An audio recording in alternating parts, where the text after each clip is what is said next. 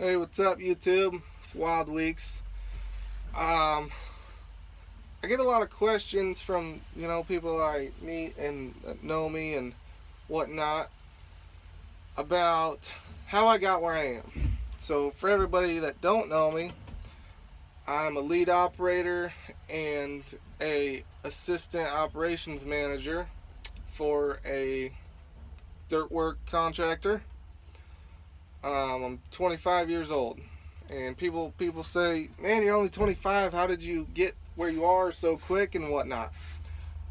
Simple answer to that is work hard. Don't be lazy. Actually try to do something with your life. Um, to go a little more in depth, the biggest question a lot of young guys I know say, "I want to be an operator. Like, what do I do?" It's a good question because right now everybody is looking for operators. So my answer to that would be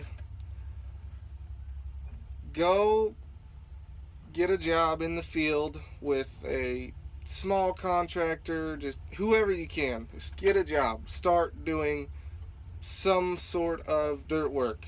Whether, when you first start out, no matter where you go, you're probably going to run a shovel. I started running a shovel when I was 17, well, about 16 actually, doing odds and ends things, and then I started full time in this, and I still started in the ditch running a shovel. That's just how kind of the chain goes. But go get a job, start doing it, learn all you can while you can there. I know there are some tech schools now that are supposedly teaching this, but I've talked with a few kids that have went through them. I've actually kind of talked with some of the tech schools. They were down. I did a little presentation deal for them at a local college here, and the kids. Not saying tech schools are bad, but they give kind of a false understanding of to these guys or kids or whatnot when they go there that when you're done you're an operator. Well, no, you know how to make the machines function. Okay, that's a big difference still than being an operator. An actual operator has to really understand the type of work that's going on, and honestly it takes a lot of seat time to really become an operator. For instance, you wouldn't take somebody just out of school. Like, if somebody goes to a tech school, they come out, I'm not going to go send them to dig under a gas or a fiber line. The fiber lines, gas lines aren't good if you hit them. I mean, nothing's good if you hit it, but a fiber line, if you rip one of those out, that can cost your employer, depending on the size of it and whatnot, but that can be a couple $100,000 because of the operator's mistake. So when you come out of a tech school, you're not at that level. And my personal opinion would be if you can get somebody to hire you that's willing to teach you, then you're getting paid to be taught rather than paying to be taught. I mean, in that aspect, it's kind of common sense.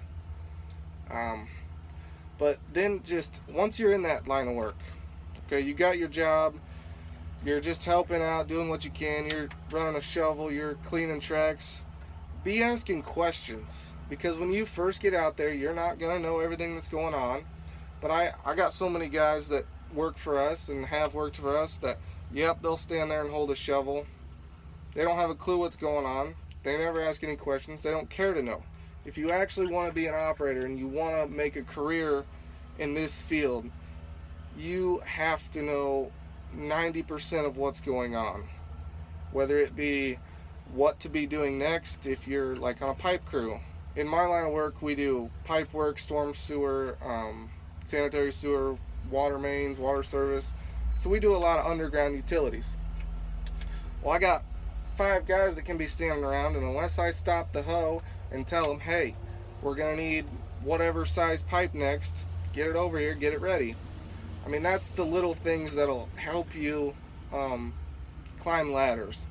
The operating part will come. You just gotta kind of gain someone's respect and trust enough for them to start putting you in a piece of machinery. And once you're in it, just seat time. Sitting in the seat is pretty much the only real way to become an operator. And I understand that it's kind of a catch-22 because everybody's on time schedules, everybody's on budgets. Putting a new guy in the seat, yes, they're going to be slower.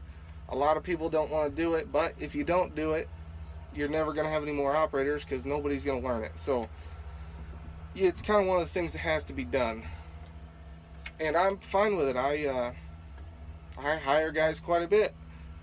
Honestly, I don't mean any offense to anybody here, but there is a lot of lazy people out there right now. Just because you're an operator, yeah, I'm sitting in a cab right now waiting on a truck to get back, but that's just because I'm on a project where there's nothing. I'm clearing trees right now. So otherwise, if I was waiting on something, I would be out of the hoe. I'd be, running a shovel. If there's really nothing to do, clean tracks out. Do something. Don't just stand around and be lazy. That doesn't get anybody anywhere.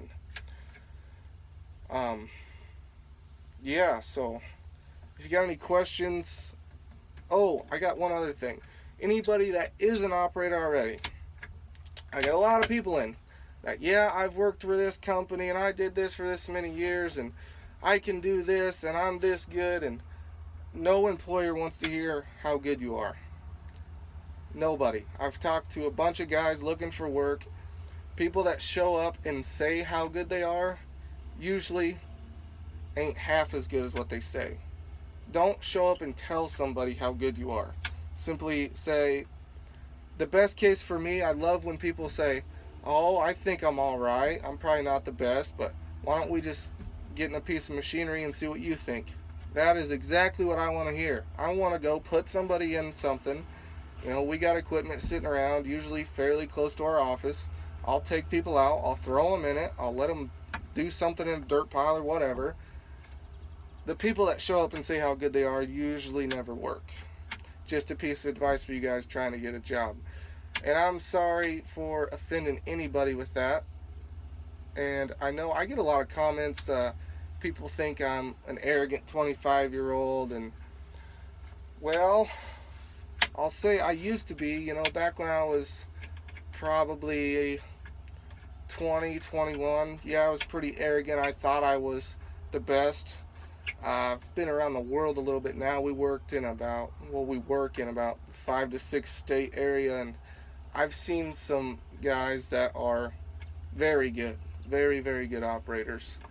So I kind of, needless to say, I guess I got put in my place a little bit, and I'll admit it. There's some people, I'm not saying I'm the best. I'll never say I'm the best. I think I'm pretty decent at what I do. So, there you go. That's it in a nutshell on my advice on how to become an operator and what steps you should take. Thanks, guys.